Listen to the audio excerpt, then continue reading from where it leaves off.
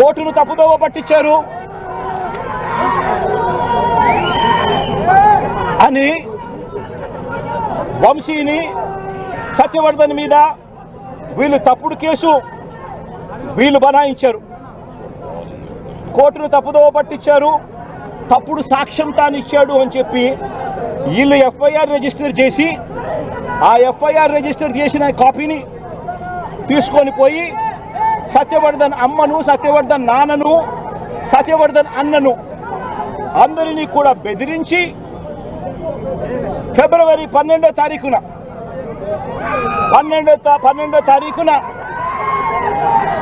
సత్యవర్ధన్ అన్న దగ్గర నుంచి ఒక తప్పుడు కేసు వాళ్ళ అన్నతో పెట్టించారు.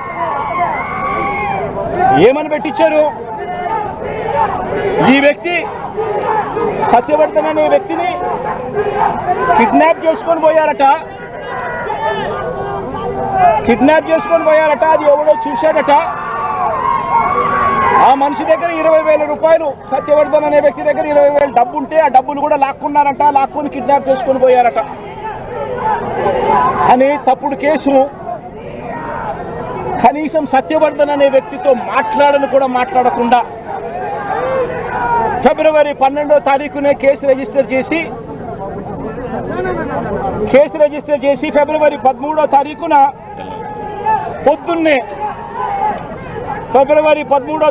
పొద్దున్నే వంశీని అరెస్ట్ చేశారు. సత్యవర్ధన్ దగ్గర నుంచి స్టేట్మెంట్లు తీసుకునింది 13వ తేదీ సాయంత్రం, 13వ తేదీ రాత్రి, 13వ తేదీ సాయంత్రం. అంటే ఆయనకు ముందు స్టేట్మెంట్ కూడా తీసుకోకుండా వంశీని అరెస్ట్ చేయడం, ఆ వర్షన్ను మళ్ళా సత్యవర్ధన్ అనే వ్యక్తితో 13వ తారీఖు సాయంత్రం మళ్ళీ వంశీ ఇలా చేశాడని చెప్పించడం, అది దారుణంగా లా అండ్ ఆర్డర్ను ఏ స్థాయిలో ఉంది అని చెప్పడానికి ఇది ఒక పెద్ద నిదర్శనం. నిజంగా నేను చెప్తా ఉన్నా, ఒక మనిషి ఏదైనా తప్పు చేసిన ఆ వ్యక్తిని శిక్షిస్తే పోలీసులకు ఎవరికైనా గౌరవం ఉంటుంది. కానీ ఇవాళ జరుగుతూ ఉన్నది రాష్ట్రంలో ఏం జరుగుతూ ఉంది? నీకు నచ్చని వాడిని దొంగ సాక్ష్యాలు వీళ్ళే క్రియేట్ చేస్తూ ఉన్నారు, దొంగ కేసులు వీళ్ళే పెడతా ఉన్నారు. దొంగ సాక్ష్యాలు, దొంగ కేసులు పెట్టి ఇల్లీగల్గా మనుషులను తీసుకొని వచ్చి అరెస్ట్ చేస్తూ ఉన్నారు. అరెస్టులు చేసి నెలలు జైళ్ళల్లో పెట్టే కార్యక్రమాలు జరుగుతూ ఉంది. నిజంగా డెమోక్రసీ అన్నది ఏ స్థాయిలోకి దిగజారిపోయిందో చెప్పడానికి అందుకే వంశీ కేసు ఒక ఉదాహరణ అని చెప్తా ఉన్నా. ప్రజాస్వామ్యం నిజంగా ఏ స్థాయికి దిగజారిపోయింది అని అంటే, నిన్న కూడా చూసాం పిడుగురాళ్ళల్లో మున్సిపాలిటీకి సంబంధించి అక్కడ జరిగిన మున్సిపల్ వైస్ చైర్మన్ ఎన్నుకునే ఎన్నిక. పిడుగురాళ్ళల్లో 33 మంది ఉంటే కార్పొరేటర్లు 33 మంది వైసీపీనే గెలిచింది. మరి తెలుగుదేశం పార్టీ కార్పొరేటర్ కనీసం ఒక్కడు కూడా లేకపోతే తెలుగుదేశం పార్టీ ఏకంగా పిడుగురాళ్ళ వైస్ ప్రెసిడెన్సీ సీటు ఒక్క సభ్యుడు కూడా లేని ఆ సీటును వీళ్ళు సిగ్గు లేకుండా మేమే గెలుచుకున్నాము అని చెప్పుకుంటా ఉన్నారు అని అంటే, నిజంగా పోలీసులు అనేవాళ్ళు చంద్రబాబు నాయుడు గారి హయాంలో ఏ స్థాయికి దిగజారిపోయి ప్రజాస్వామ్యాన్ని కూనీ చేస్తూ ఉన్నారని చెప్పడానికి నిదర్శనం.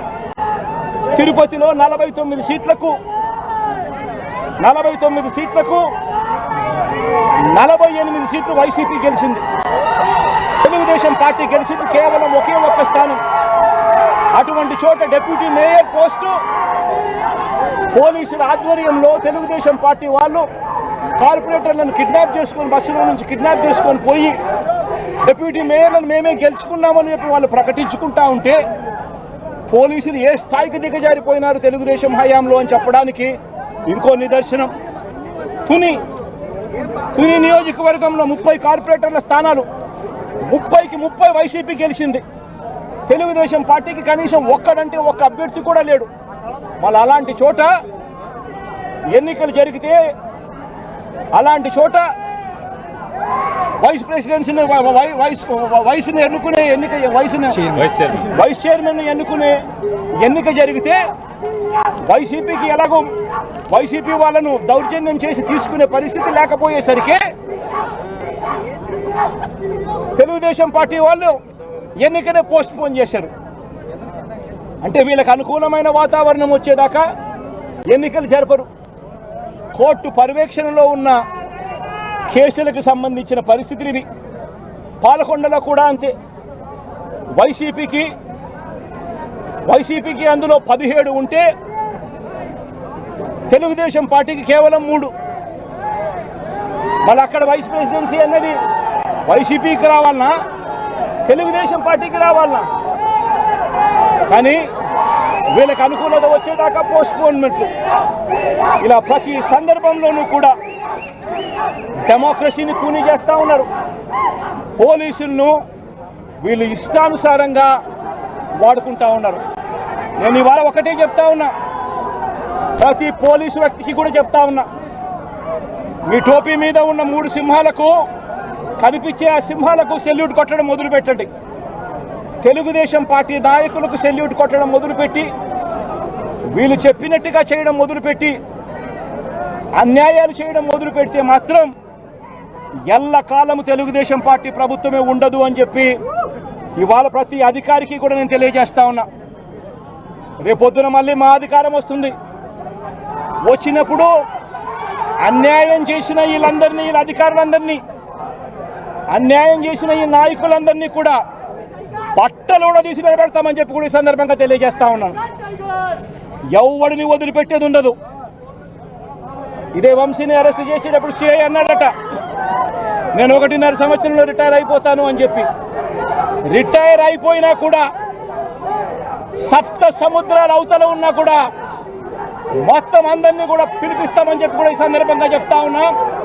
చట్టం ముందు నిలబడేట్టుగా చేస్తాం, బట్టలు ఊడదీస్తాం, న్యాయం జరిగేట్టుగా చేస్తాం అని ప్రతి ఒక్కరికి కూడా తెలియజేస్తా ఉన్నాం.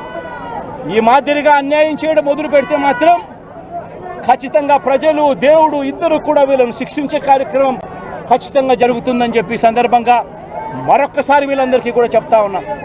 అన్యాయంలో భాగస్వాములు కావద్దండి.